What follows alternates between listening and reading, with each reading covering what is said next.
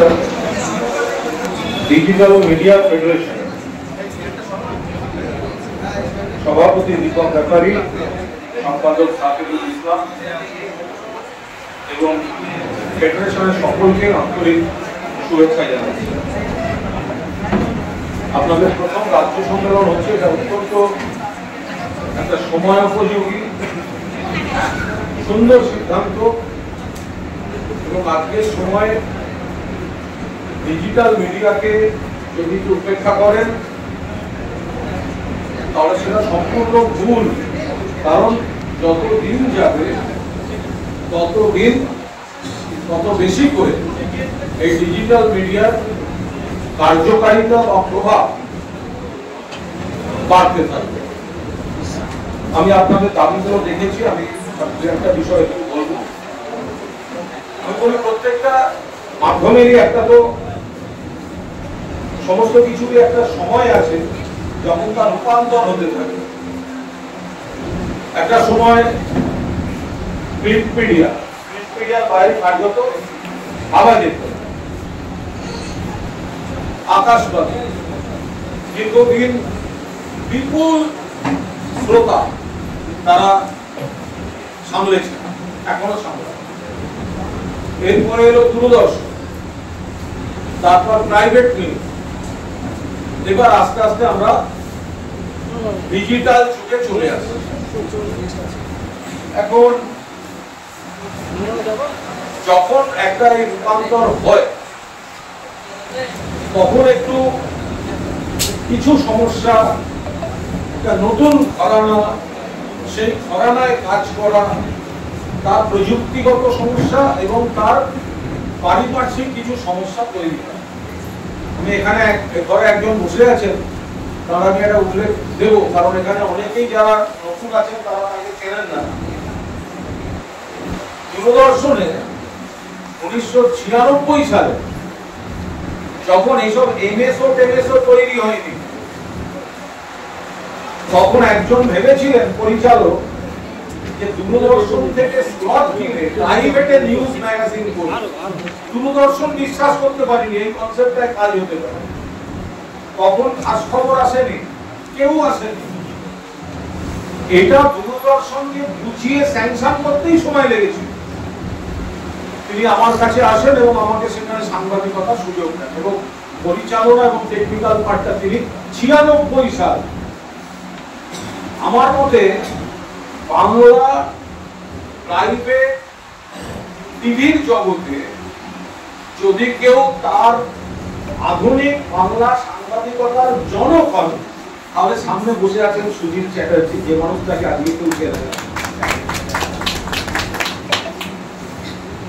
আস্তে আস্তে ডিজিটালের সুবিধা চলে এসেছে। তখন একটা সময় ছিল কন্টেন্টটাই বোঝানো যেত না যে এটা চলতে গেলে না, এটা গভর্নমেন্টের রুলে নয়। 96 সাল, এটা দেখানো যাবে না, ওটা দেখানো যাবে না, এটা করা যাবে না, ওটা করা যাবে না, কোনো অনুষ্ঠানে ঢোকা যায় না, একমাত্র দূরদর্শনের স্টাফরা এলাও। তো সেই সময়টা আমরা সেই ফেজ দেখেছি। আবার পরবর্তীকালে এখন ডিজিটাল, আমি ঘটনাচক্রে প্রিন্টে চাকরি করি, ডিজিটালের সঙ্গে ওতপ্রোতভাবে যুক্ত এবং অডিও ভিজুয়াল নিয়ে আমার রোজকার কারবার। এইটুকু বলতে পারি যে আপনাদের যে যে আবেদনগুলি আছে এর মধ্যে আমি কোনো অযৌক্তিক কিছু দেখি না, কিন্তু সবকিছুর সময়ের আগে আমাদের নিজস্ব কিছু ঘরের প্রস্তুতি দরকার আছে।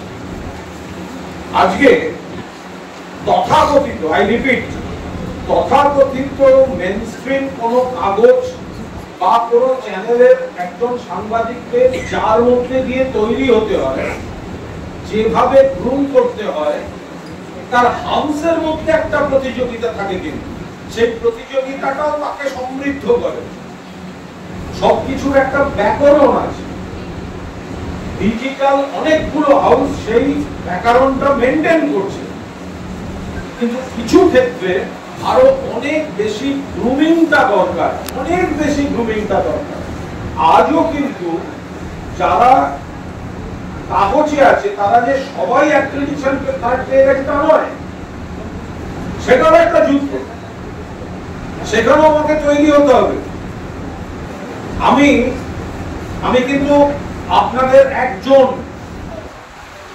আমি বলছি এখনো অনেকটা গুণ করা দরকার যে আমি ক্যামেরার সামনে যখন কথা বলছি আমার আইবলটা লেন্সে পুরো টানা 1.5 মিনিট থাকছে কি থাকছে না, সেই সময় আমার হাতটা কোথায় থাকছে, আমার স্টক অফ ওয়ার্ডস ফুরিয়ে যাচ্ছে কিনা, বিষয়টা আমি কতটা জানি, আমি যাকে প্রশ্ন করছি তাকে আমি কতটা আমার একটা অদৃশ্য উপস্থিতিতে আমি কতটা প্রভাবিত করতে পারছি, এগুলো না নিজের মধ্যে একটা সাধনার দরকার। একদিকে যেমন নিশ্চিত যে স্বীকৃতি দরকার, তেমনি যে সাংবাদিকরা অ্যাক্রেডিটেশন কার্ড আজ পেয়ে রয়েছেন, একটা পর্যায় পর্যন্ত একটা অ্যাক্রেডিটেশন কার্ড পেতে এটা একটা স্বপ্নের মতো ছিল, এটা একটা লড়াই ছিল। ফলে ডিজিটাল মিডিয়ার ক্ষেত্রে আবার একটা সমস্যাও আছে যেটা আমরা ফিল করি। সমস্যা হচ্ছে প্রিন্ট মিডিয়া বা কিছুটা টিভির ক্ষেত্রে যেটা নেই সেটা আছে ডিজিটাল মিডিয়া। কারণ আপনাকে ওইটুকু অংশের মধ্যে দিয়ে দর্শককে দিতে হচ্ছে একটা অসম্ভব তথ্য পরিসংখ্যান দিয়ে আপনি একটা বক্তৃতা দেবেন, 12 ঘন্টায় ভিউজ 736, আর সেটাই যদি একটা চটকদারি কোনো ডায়লগ হয়, আমি আর শামীম মারামারি করছি দেখান, তাহলে সেটা ভিউয়ার এক ধাপে বেড়ে যাবে। তাহলে দর্শক কি চাইছে? আপনি ভালো জিনিস দিতে চাইছেন, আপনি একটা প্রচন্ড ভালো কাজ করে গবেষণা করে তথ্য পরিসংখ্যান দিয়ে একটা ভালো রিপোর্ট দিলেন, আপনি ভিউজ পাচ্ছেন না। আর আপনি একটা অন্য ধরনের কিছু দিলেন, তারও ভালো হয়, অনেকেই দেন, কিন্তু একটা চটজলদি রিঅ্যাকশনের কিছু দিলেন, আপনি ভিউ পাচ্ছেন। ফলে এগুলো সব বাস্তব, এগুলো সমস্যা। আপনি আজকে যে কোনো সংসদীয় গণতন্ত্রে দেখেন যারা খুব ভালো বক্তৃতা করছে, আজকে না অনেক চ্যানেল হয়ে গেছে। একটা সময় পর্যন্ত ডক্টর মানস ভূঁইয়া দুটো করতেন, আর মানস ভূঁইয়া প্রচুর পড়াশোনা করতেন। মানে বৌদি আমায় কমপ্লেন করেছে, 4 বছর বাদে আপনার দাদা আমাকে নিয়ে বেরোলো, 5,000 টাকার বই কিনলো, আর আমার একটা আইসক্রিম খাইয়ে আবার এমএলএ হোস্টেলে ফিরিয়ে দিয়ে দেবে। এবার মানুষরা বলছে যত ভালো বক্তৃতা করি কাগজে জায়গা পাওয়া যায় না, কাগজ ছিঁড়ে উড়িয়ে দিলাম, ছবি বেরোচ্ছে, তাহলে কোনটা করব? এই প্রবলেমটা কিন্তু ডিজিটাল মিডিয়াকে ফেস করতে হচ্ছে। এটা একটা বিরাট সমস্যা। তবু আমি বলবো যে ডিজিটাল এমন একটা জায়গা এসছে যে খবর বলতে শুধু কয়েকটা হাউসের ব্যাপার ছিল, খবর বলতে শুধুমাত্র কয়েকটা হাউস তাদের পলিসি অনুযায়ী যা চাপিয়ে দেবে সেটা ছিল। ডিজিটাল মিডিয়া কিন্তু সেটা ভেঙে ছত্রখান করে দিয়েছে। আজকে কেউ কোনো খবর চেপে রাখতে পারবে না। আজকে যদি আমরা 10টা কাগজ আর 20টা চ্যানেল মিলে ডিসিশন হয় এই খবরটা দেখাবো না, কিন্তু সমাজের প্রত্যেকের হাতে থাকবে, কারণ আপনারা সেটা ডিজিটালি তার কাছে পৌঁছে দেবেন। তাহলে এইটা হচ্ছে প্লাস পয়েন্ট। আবার এর মাইনাস পয়েন্ট যেগুলো আছে, কিছু ক্ষেত্রে ধরুন এই যে শীতকাল গেল, আমার কি পরিমাণ ঠান্ডা লেগেছে আপনারা ভাবতে পারবেন না। আমি সকাল 9টায় দেখছি আমার ঠান্ডা লাগছে, ওষুধ খেলাম, সেরে গেলাম 12টায় ঠান্ডা। অনেক পরে বুঝলাম যে ডিজিটাল মিডিয়ায় ঘন্টায় ঘন্টায় কয়েকজনের মুখ দিয়ে পোস্ট হচ্ছে, কুণালকে ধুয়ে দিলে নমু, কুণালকে ধুয়ে দিলে নমু, কুণালকে ধুয়ে দিলে নমু, আমার ঠান্ডা লেগে যাচ্ছে। তো এখন যদি কেউ কারুর ব্রিফ নিয়ে করেন, আরে যাকে ধুচ্ছে তার কথা তো 4 লাইন দেখাবেন। তাহলে আপনি যদি মিডিয়া শব্দটা ব্যবহার করেন, তো তাহলে সেই মিডিয়া শব্দটা যদি ব্যবহার করেন, তাহলে অন্য চ্যানেল, অন্য কাগজ তাদেরও পলিসি থাকে। কিন্তু কিছু কিছু জিনিস বড় বেশি দৃষ্টিকটু হয়ে যায়, সেগুলো আপনারা দেখুন। আর এই যে বিষয়গুলো রয়েছে সেগুলো আছে, এই যে প্রেস ক্লাবের বিষয়টা বলছেন, ডিজিটাল মিডিয়া প্রেস ক্লাব, এটার সঙ্গে সরকারের কোনো সম্পর্ক নেই। তো এখানে যেমন প্রেস ক্লাব আছে, জার্নালিস্ট ক্লাব আছে, আপনারা যদি মনে করেন এটা তো আপনারা উদ্যোগ নিয়ে কোনো press club, digital press club আপনারা করতেই পারেন, তার জন্য যদি কোনো সাহায্য লাগে সেটা আবেদন করলে সেটা আইনগত কি করা যায় সেগুলো তো সরকার প্রশাসনকে অনুরোধ করা যেতে পারে।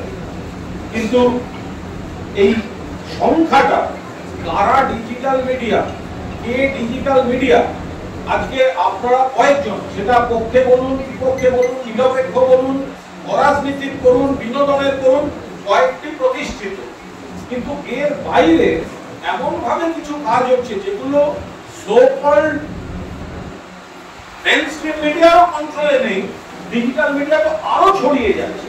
ফলে এই জায়গাটা আপনারা, আমি পরে দীপক বা এদের সঙ্গে কথা বলবো, আপনারা একটু ভেবে নিন, কারণ সেটা ওই সমস্যাগুলো যদি একটু সমাধান করে নেওয়া যায় বা তার একটা গাইডলাইন বের করা যায়, তাহলে নিশ্চয়ই এই দাবি দাওয়াগুলো নিয়ে আলোচনা করে আমরাও সরকারকে অনুরোধ করতে পারি যে এই বিষয়টা কিভাবে এগোনো যেতে পারে।